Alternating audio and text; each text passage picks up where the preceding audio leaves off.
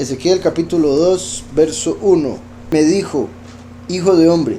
Entonces, me devuelvo para recapitular y ver quién es el que le habla. Dice, esta fue la visión, el verso del capítulo anterior, esta fue la visión de la semejanza de la estima de Yahweh. Cuando la vi, me postré sobre mi rostro y oí la voz de uno que hablaba. Oí la voz de uno que hablaba. Vamos a ver cómo dice eso en hebreo, aunque es la parte. Oí la voz del que hablaba. Okay. Como sabemos, ¿verdad? Yahushua es la palabra, el último es la voz. Esto se parece a lo que vemos en Apocalipsis, cuando Juan, el que escribió el Apocalipsis, dice que se volvió para ver la voz que hablaba con él. Entonces no dice que se volvió para ver a la persona o para ver a Mashiach o para ver a Yahweh, dice que se volvió para ver la voz. Aquí entonces vemos que es la misma persona o el mismo malach el que se le está manifestando como la voz. Ahora bien, dice el verso 1 del 2. Me dijo, hijo de hombre. Ahí vemos una vez más el término que se utiliza con Yehezkel, hijo de hombre, que es un término comúnmente usado para referirse a Mashiach. Yahushua HaMashiach vino y utilizó ese título en tercera persona refiriéndose a sí mismo y a la segunda venida, puesto que en lo más literal Yahushua vino como la semilla de la mujer, y el último es el hijo del hombre, puesto que viene desde Adán. Curiosamente, como les he mencionado, para los judíos Ezequías iba a ser Mashiach, pero no lo cumplió porque le faltó algo de las cosas que ellos esperan para que sea Mashiach un hombre. Y lo mismo pensaban de Ezequiel. Pensaban que Ezequiel era el potencial Mashiach de su generación, que él pudo haber sido Mashiach, pero por X razón, que es así, no vi la mención. O sea, en lo que respecta a Hizkiyahu, era por no cantar. Lo que le faltó fue cantar. De Ezequiel no mencionan qué fue lo que le faltó, pero, o sea, no mencionan en el sentido de lo que vi. No mencionaron qué fue lo que le faltó a él. Fijo, habría que buscar, pero se consideraba que Ezequiel era el Mashiach potencial de su generación, y eso lo vemos en la forma que Yahweh le habla. O sea, no que sea cierto lo que ellos piensan, porque obviamente Yahweh ya tenía quién sería Mashiach, Yahushua, sino que ellos piensan eso por la forma en que Yahweh le habla. Al ver cómo Yahweh le habla a Ezequiel a través del libro, nos damos cuenta que Ezequiel representa a Mashiach. Entonces de fijo ellos dedujeron y dijeron que Ezequiel debió ser Mashiach, pero algo no hizo que se cumpliera. Entonces me dijo, hijo de hombre, ponte sobre tus pies y hablaré contigo. Después de hablarme, entró la Ruach en mí y me afirmó sobre mis pies. Y oí al que me hablaba. Me dijo, hijo de hombre, yo te envío a los hijos de Israel, a una nación de rebeldes que se rebelaron contra mí. Ellos y sus padres se han rebelado contra mí hasta este mismo día.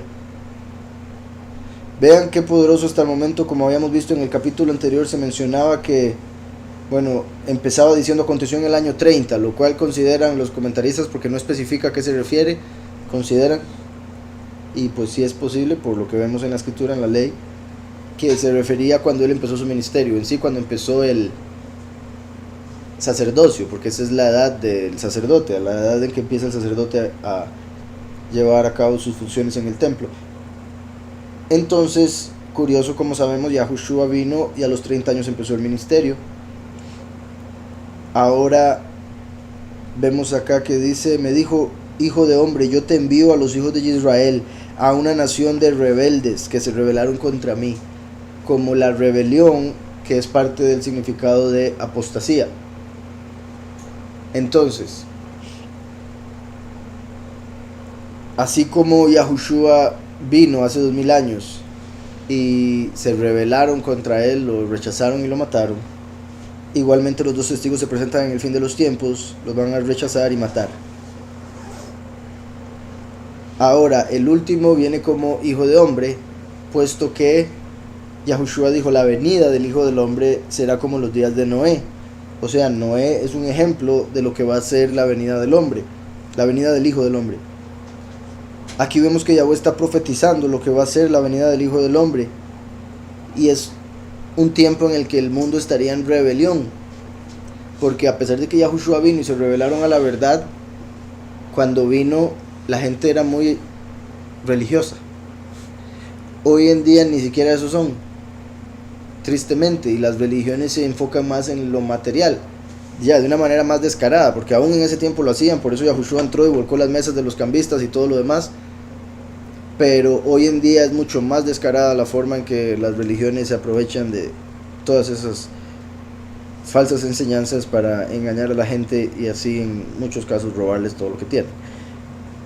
Entonces le dice Yahweh, me dijo: hijo de hombre, yo te envío a los hijos de Israel, a una nación de rebeldes que se rebelaron contra mí.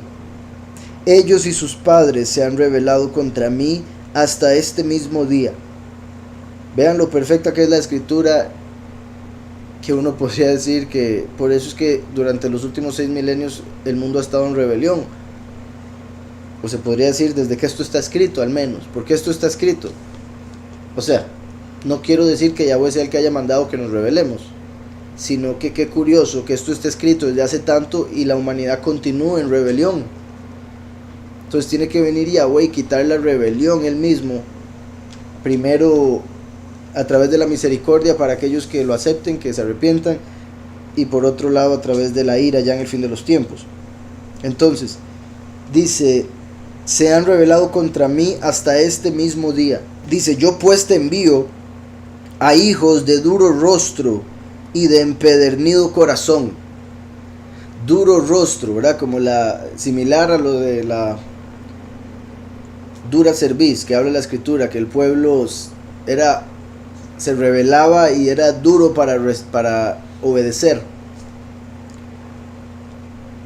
Yo pues te envío a hijos de duro rostro y de empedernido corazón. Básicamente gente, lo que bueno, por aquí en países le llama mucho el término necio, pero terco. Dice: y les dirás, así ha dicho Yahweh el soberano, ¿acaso ellos escuchen? Entonces vean, muy importante, le está diciendo que el Hijo del Hombre se manifestará a una nación rebelde, toda la gente dura de cara y de corazón, o sea, gente que no quiere oír corrección, gente que le vale, gente que ni siquiera piensa que está haciendo mal, más bien por eso tienen dura la cara, porque se consideran mejores que. Entonces Yahweh les dice: vaya y hábleles, tal vez escuchen. ¿Acaso ellos escuchen? Dice: pero si no escuchan, porque son una casa rebelde, siempre sabrán que hubo un profeta entre ellos. Entonces vaya, hábleles, va a quedar escrito para testimonio en contra de ellos. Si escuchan, bendito Yahweh, pero si no escuchan, después se van a dar cuenta de que hubo profeta, porque son una casa rebelde. Dice verso 6: pero tú, hijo de hombre, no los temas ni tengas miedo de sus palabras. O sea, es muy importante porque es Yahweh hablándole al último de que, ¿verdad?, al sacarlo del mundo, al sacarlo él mismo, ser el que le enseña y demás, claramente la gente del mundo que es rebelde, que es todo lo que acabamos de ver, se va a rebelar en contra de sus palabras, en contra de su doctrina, poniendo excusas, como por ejemplo las que, bueno, parte de las que pensaba Ezequiel, ¿verdad? Cuando Yahweh lo manda, él está pensando: pero yo apenas acabo de cumplir los 30, la gente va a decir que estoy muy joven para llegar a decirles qué hacer, acabo de empezar en el sacerdocio, les voy a decir qué hacer, se van a enojar, no les va a parecer, son ya más ancianos, tengo que respetarlos, lo cual es cierto, hay que respetar a los ancianos, pero no hay que respetar la mentira o la hipocresía, y esa es una cosa que cuesta diferenciar y que en este mundo casi que no diferencian del todo, de tal manera que se hizo lo políticamente correcto, como el respete, aunque sea la persona más que menos respeto merece.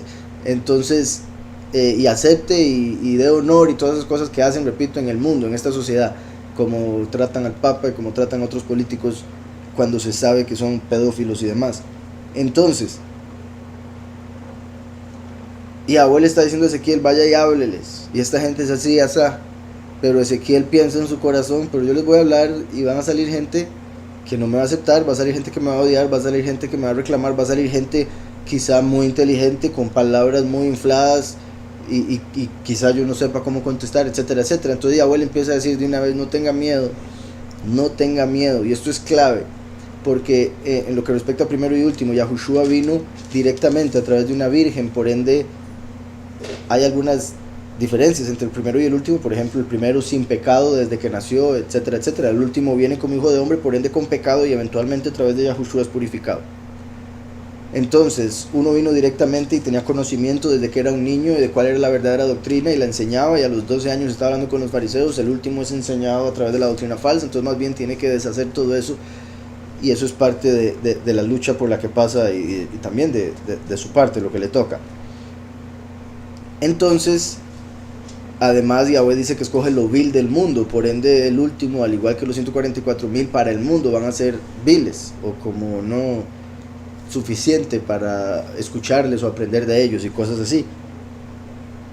En este mundo hay gente con mucho dinero, hay gente con mucha hablada, parla, con palabras, con un vocabulario gigante para no decir nada y cosas así.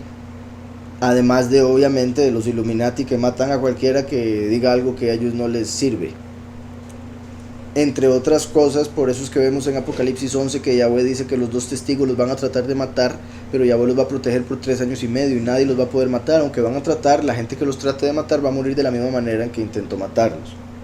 Entonces, todos esos detalles puede hacer que en la carne, por el error en el que estuvo, por la carne, repito, por cómo lo ve el mundo, etcétera, etcétera, que le produzca un poco de temor el ir a hablar o el decir lo que Yahweh le diga que diga, ¿verdad? Porque puede ser que, digamos, muy fácil decir que Yahweh nos ama y que Yahweh quiere lo mejor para nosotros, pero ya cuando se habla de la plaga que va a caer, de la gente que va a ser destruida, de que hay castigo, etcétera, eso ya nadie lo quiere oír.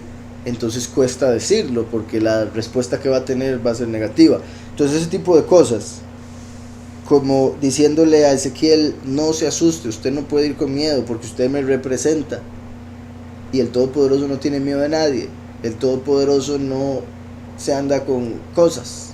Entonces, como Ezequiel, como el Hijo del Hombre, el último, va a ser la segunda manifestación de Yahweh, pero viene en carne, entonces no puede permitir que esa carne le meta el miedo como para que dé una mala representación de Yahweh. ¿Sí me explico?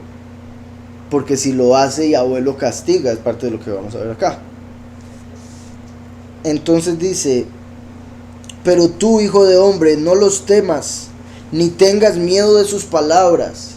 Entonces no les puede tener miedo, y por ende nosotros no debemos temer a los que sirven al enemigo, ya sea en lo que puedan hacer o en lo que nos puedan decir, o el argumento con el que nos puedan salir, porque al final es Yahweh el que habla a través nuestro, como ya lo vemos en la escritura, a través de la unción que puso en nosotros. Pero tú, hijo de hombre, no los temas ni tengas miedo de sus palabras, aunque te hallas entre zarzas y espinos. Aunque te hallas entre zarzas y espinos. Vea que le dice esto a Ezequiel, llamándolo hijo de hombre. Te encuentras entre zarzas y espinos. ¿Recuerdan la zarza y los espinos? Porque la zarza tiene espinos en sus hojas. La zarza a través de la cual se le manifestó Yahweh a Moshe. Entonces aquí vemos una conexión entre Ezequiel y Moshe como el Hijo del Hombre. Y dice que se encuentra entre una zarza de espinos, Israel, que estaban en Babilonia en este momento. En aquel tiempo estaban en Egipto, por eso la zarza en fuego, porque a pesar de estar en medio de espinos, esclavitud, en medio de fuego, el sufrimiento que los hacía pasar Egipto, no iban a ser consumidos. Por eso el fuego no consumió la zarza cuando le habló a Moshe. Aquí él está en medio de un pueblo rebelde, en medio de la cautividad en Babilonia. Entonces él está como en una zarza con espinos, y eso, repito, muestra que él representa la venida del testigo como Moshe. Aunque te hallas entre zarzas y espinos. Curiosamente, como a Yahushua lo amenazaron y después le pusieron espinos alrededor de la cabeza como una corona. Y habitas con escorpiones. ¿Recuerdan cuando vendieron a Yosef? Lo tiraron en el pozo sin agua y estaba lleno de escorpiones. Esto conecta a Ezequiel con el descendiente de Yosef, que es el último, el testigo como Moshe.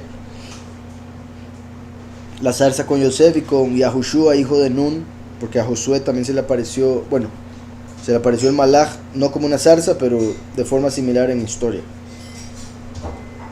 Los espinos en lo literal obviamente se conecta con Yahushua.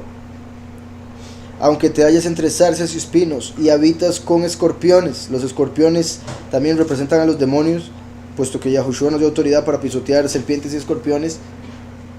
Y hoy en día estamos en un mundo donde los demonios tienen demasiada influencia, demasiado control, poseen muchas personas, y hay algunos que son Nephilim, ¿verdad? Híbridos. Algunas personas me refiero que son híbridos. Aunque te hallas entre zarzas y espinos y habitas con escorpiones, no tengas miedo de sus palabras, o sea, amenazas o lo que sea, ni temas delante de ellos, porque son una casa rebelde. Ni temas delante de ellos, porque son una casa rebelde.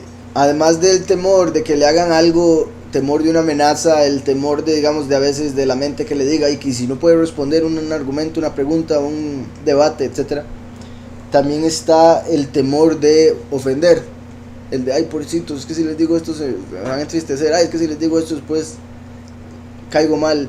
Todos esos son temores que debemos deshacernos. Obviamente debemos amar al prójimo, hacer todo por el bien del prójimo, y por eso es que tenemos que estar dispuestos hasta decir cosas que tal vez no les parezcan. Entonces dice, ni temas delante de ellos, porque son una casa rebelde.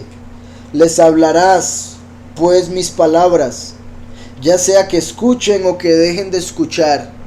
Muy importante, ya sea que escuchen o que dejen de escuchar. La gente piensa que un profeta, la gente tiene que escucharlo porque si no, no es profeta, cuando más bien es todo lo contrario, lo que vemos en la escritura. El profeta normalmente no lo escuchaban hasta que todo se cumplía, decían, uy, mira, escuchemos, ¿qué más tiene que decir? Y ahí Yahweh le está diciendo, hable, escuchen o no escuchen, eso es lo de menos. Ese es el problema de la gente. Su problema es, tiene que hablar. Si no habla, tiene problema conmigo. Si tiene miedo, tiene problema conmigo. Pero no es como que si habla y no le escuchan, que se vaya a preocupar, como a veces el enemigo lo ataca a uno, digamos, con el hecho de, bueno, bendito Yahweh, que sabemos, ya somos bastantes por internet, pero como saben, desde el inicio siempre hemos sido pocos, más que todo personas en persona, y han habido baches a través de los 7 años que ya llevamos de congregarnos, que en los cuales, digamos, llevaba un montón de gente, después llegaba poquita, llegó un montón de gente, después llega poquita, y en mi mente, o para mí ha sido difícil el hecho de ver poca gente, o pensar, ¿qué estoy haciendo? ¿O qué debo hacer como para hacer que se llene? Pero esos son los pensamientos que también llevan a hacer cosas que no se deben hacer, como para que se llene de gente. Entonces he tenido que luchar con eso, y lo digo en el sentido de que a veces, digamos, yo le digo al padre, espero estar haciendo las cosas bien, porque yo desearía que más gente escuche, pero lo que digo no les gusta, entonces llega a poquitos y así. Pero el padre ya me ha dicho varias veces cosas similares a este bendito Yahweh. Lo que me dijo una vez, y no se me olvida, porque lo necesitaba, era que sí, que él me había mandado a hablar para que me escucharan, no para que me entendieran. O sea, no necesariamente me tienen que entender como para que yo cumpla lo que tengo que hacer. Yo lo que tengo que hacer es hablar. Si me entienden o no me entienden, Yahweh es el que se encarga de dar el entendimiento. Obviamente yo tengo que tratar de explicarme bien, ¿verdad? Pero mi punto es que si yo llego al padre con, o sea, decir, padre, vea, hay tantos reunidos y en aquella religión hay 10,000, sorry. El punto no es la cantidad de gente, el punto es el mensaje, el punto es la verdad, el punto de Yahushua. Entonces, dice, hablarás pues mis palabras, ya sea que escuchen o que dejen de escuchar, cualquiera de las dos, porque son muy rebeldes. Y vea cómo lo sigue repitiendo. Entonces el hecho de que lo repite una y otra vez es como dándole a entender, sepa que lo más seguro no lo van a escuchar. Son muy rebeldes, no tengan miedo, lo escuchen o no lo escuchen, son muy rebeldes. Por eso la parábola del sembrador, que siembra en 4 lugares diferentes y solo uno le dio fruto, y ni siquiera es así de matemáticamente exacto, pero aún si lo fuese, ahí vemos que de 4 solo 1 semillas en realidad dio fruto. Entonces dice, pero tú, hijo de hombre, escucha lo que te digo, no seas rebelde como la casa rebelde. No seas rebelde como la casa rebelde. O sea, no sea como ellos. Pero todos ellos tratan de hacer que todo el mundo se conforme a lo que ellos dicen, la doctrina falsa, y cuidado dice algo en contra de, cuidado cuestiona algo, cuidado le pregunta algo al pastor que el pastor no puede responder porque se desarma todo. Cosas así. No seas rebelde como la casa rebelde. Abre tu boca y come lo que te doy. Abre tu boca y come lo que te doy. Miré y vi una mano extendida hacia mí, y en ella había un libro enrollado, un pergamino. Lo extendió delante de mí y estaba escrito por delante y por detrás. Y había escritos en él cantos fúnebres, gemidos y ayes. Cantos fúnebres, gemidos y ayes. Como el Apocalipsis, exactamente. Esto, aquí de estos dos, bueno, quiero mencionar dos cosas de esta última parte de este capítulo. Ajá, entonces, cantos fúnebres, Kinim, Hege, serían los gemidos, y Hoy, o bueno, en este lo veo como Hi, pero ¿verdad? Son los ayes de Ay, que aparecen otra como Hoy. Entonces, tres tipos de cosas, muy particular porque se conecta con Apocalipsis, que son los sellos, las trompetas y las plagas postreras. En las últimas tres trompetas se conectan con tres ayes. Tres ayes. Los cantos fúnebres, como el libro de Lamentaciones, puesto que ahí también pusieron Lamentaciones, en el sentido de son canciones hebreas que hablan de el dolor que va a pasar el mundo y el pueblo por la rebelión. Entonces en sí se les dio un libro con revelación acerca de los dolores que iba a tener que pasar los habitantes de la tierra en el fin de los tiempos. Posiblemente fue el Apocalipsis, en el sentido de que se parece mucho a lo que vemos en Apocalipsis. Si vamos a Apocalipsis 10, leo desde el 7 porque todo es bueno. Sino que en los días de la voz del séptimo ángel, el que toca la trompeta y se da la cosecha, cuando los 144,000 son transformados, como dijo Pablo. Cuando él comience a tocar la trompeta, el misterio de Yahweh se consumará, como él lo anunció a sus siervos los profetas. La voz que oí del cielo habló otra vez conmigo. Vean, la voz. No dice la persona, no dice el ángel. La voz que oí del cielo habló otra vez conmigo y dijo: ve y toma el librito o el pergamino que está abierto en la mano del ángel que está de pie sobre el mar y sobre la tierra. Y qué curioso que, como he dicho, bueno, los 7 sellos son los 7 sellos que tienen el libro de la vida. En Apocalipsis 1, 2, 3, 4, 5, 6. El libro de la vida que está sellado con 7 sellos. Yahushua el Cordero abre cada sello y sucede algo en la tierra. Cuando llega el séptimo sello se dan las 7 trompetas. Por eso es que con el séptimo sello ya se puede abrir el pergamino y ver cuáles son los nombres que van a pasar a la vida, los nombres de las personas que van a pasar a la vida. Entonces con la séptima trompeta se recogen esas personas que aparecen en ese libro, porque la séptima trompeta es el final del séptimo sello, que es el que abre el libro. Y qué curioso que aquí dice que estaba abierto en la mano del Malaj, como si fuera ese mismo libro que ahora está abierto, entonces ya lo puede accesar el humano, en este caso Juan. Ve y toma el libro que está abierto en la mano del Malaj que está en pie sobre el mar y sobre la tierra. Y digo eso también por el hecho de que aquí había dicho el séptimo ángel, como haciendo alusión a ese final ya de que el sello último se abrió y viene el momento de cosechar a las personas que están ahí escritas. Que está en pie sobre el mar y sobre la tierra. En cierta forma se parece a lo que aparece en Daniel 7, similar. Fui donde el Malaj, diciéndole que me diera el libro, y él me dijo: toma y cómelo. Una vez más, que se coma un libro.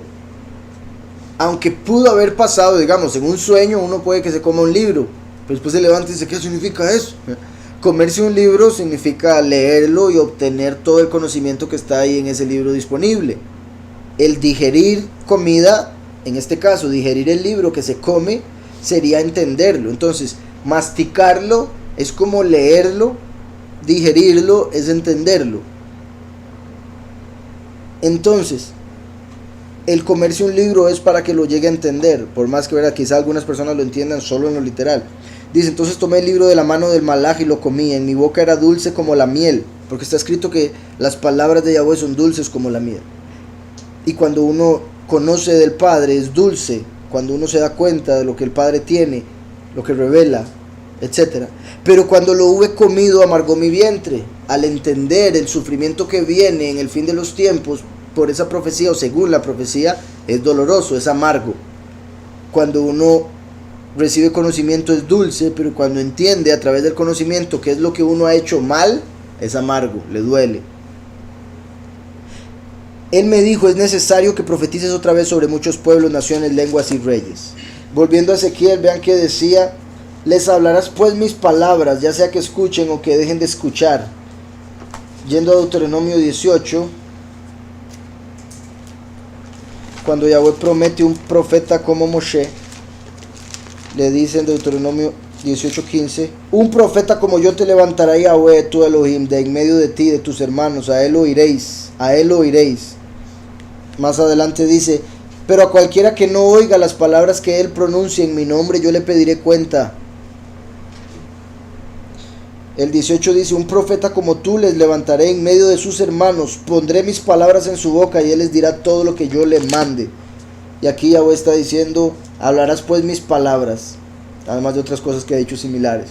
Vemos cómo Ezequiel representa al profeta como Moshe, por eso lo llama hijo de hombre.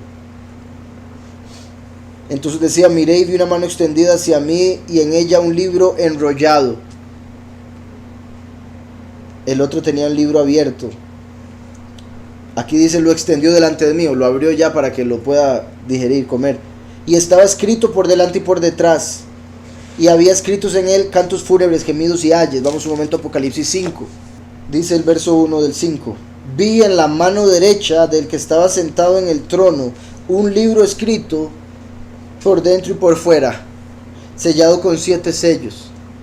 Entonces vemos aquí todavía está sellado, pero vemos que está escrito por dentro y por fuera, igual que el libro que se le dio a Ezequiel. Verá que dice, lo extendió delante de mí y estaba escrito por delante y por detrás, por dentro y por fuera. Y había escritos en él cantos fúnebres, gemidos y ayes, como si fueran los sellos, las trompetas y las plagas postreras. Ahora, obviamente aquí se le está dando algo diferente. Mi punto es la conexión que se da entre libros, porque Ezequiel está por recibir eso para poder expresarlo a través de su libro. Y de ahí la conexión entre Ezequiel y Apocalipsis, siendo el tema el fin de los tiempos. Espero eso esté claro.